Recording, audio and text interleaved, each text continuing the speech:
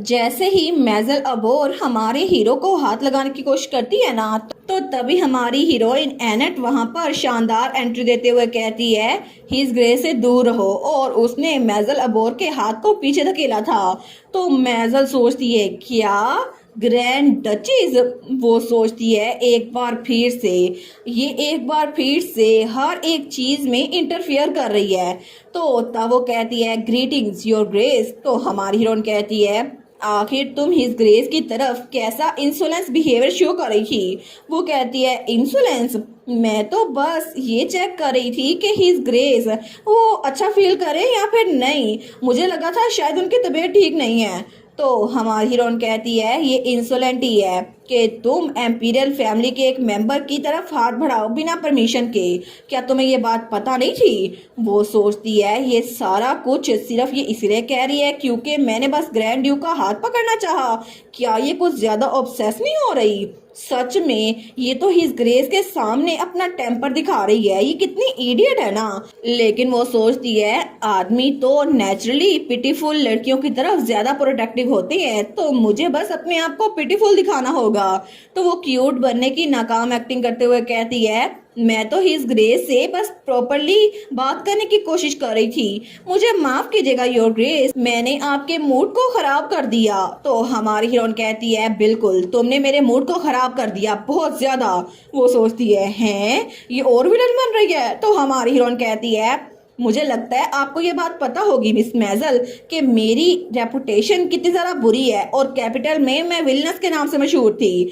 और तब उसे याद आता है ये बात तो उसने पहली मुलाकात भी हमारी हीरोइन से कही थी। तो हमारी हीरोइन कहती है आपने ये बात खुद कही थी है ना। तो मेजल कहती है नहीं नहीं मेरा वो मतलब नहीं था, मैं ये नहीं कहना चाहती थी। तो हमारी हीरोइन कहती है मैं कभी भी बर्दाश्त नहीं करूंगी अगर कोई उस चीज को हाथ लगाए जो मेरी है, स्पेशली अगर तुम मेरे हस्बैंड के आगे पीछे अपनी टेल हिलाती फिरती रहोगी ना, फिर भी मैं तुम्हें माफ नहीं करूंगी। तो तब मेजल तो बड़ी शॉक हो गई थी। वो कहती है बिल्कुल भी नहीं, मैं ऐसा कुछ भी नहीं कर रही थी, आप तो बहुत ज्यादा हार्श हो रही हैं, आखिर आप मेरी गुडविल को ऐसे डिस्क्राइब कैसे कर सकती हैं।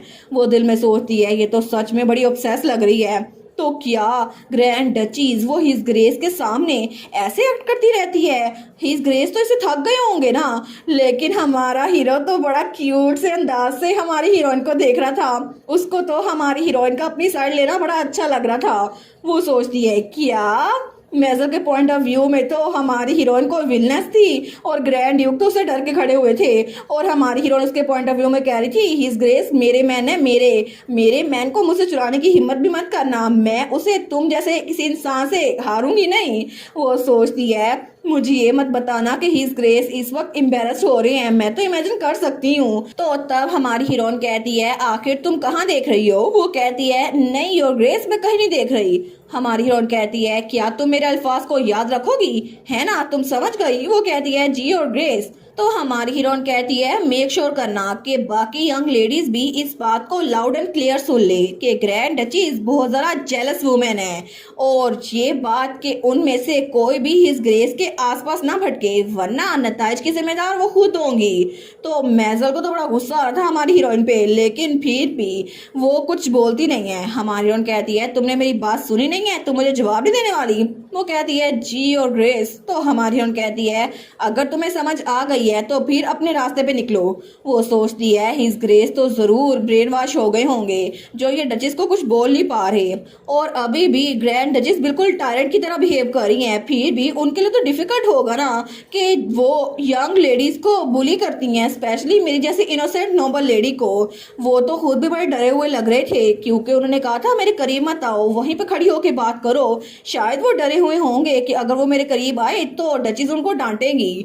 ऑनेस्टली कितना डिसअपॉइंटिंग है ना, लेकिन फिर भी हिज ग्रेस जरूर खुद भी बहुत ज्यादा सफर कर रहे होंगे। तो वो कहती है ठीक है अब मैं चलती हूँ। लेकिन वो दिल में सोचती है ग्रैंड डचीज मैं आज की बेइज्जती का बदला जरूर लूंगी। और तब थोड़ी देर बाद वो निकल गई थी। हमारे उन कहती है फाइनली वो चली गई। तो वो ड्यूक से कहती है आप ठीक तो है ना, कहीं उसने आपको टच तो नहीं किया। तो ड्यूक कहता है नहीं मैं बिल्कुल ठीक हूँ। और तब अपनी हुड उतारता है। वो कहता है थैंक यू सो मच, यहाँ पर चीजें जब डेंजरस होने वाली थी ना तभी आप आ गई। हमारी हीरोइन कहती है आप स्माइल कर रहे हैं। वो कहता है आई एम सॉरी एनेट, आपकी एक्टिंग तो बहुत ही ज़्यादा इम्प्रेसिव थी। हमारी हीरोइन कहती है मुझे ये करना ही पड़ा, अगर मैं ऐसे ना करती ना तो फिर पता नहीं कितनी नोबल लेडीज यही काम करती, उनको जब भी चांस मिलता ना वो आपके इर्द गिर्द भटकती रहती। और अब से मुझे लगता है आपको अपना फेस थोड़ा कवर करके रखना चाहिए, और जैसे कपड़े आप पहले पहना करते थे ना बस वही पहना करें, आपको न्यू डिजाइन यूज करने की जरूरत नहीं है जो मैंने डिजाइन करवाया था।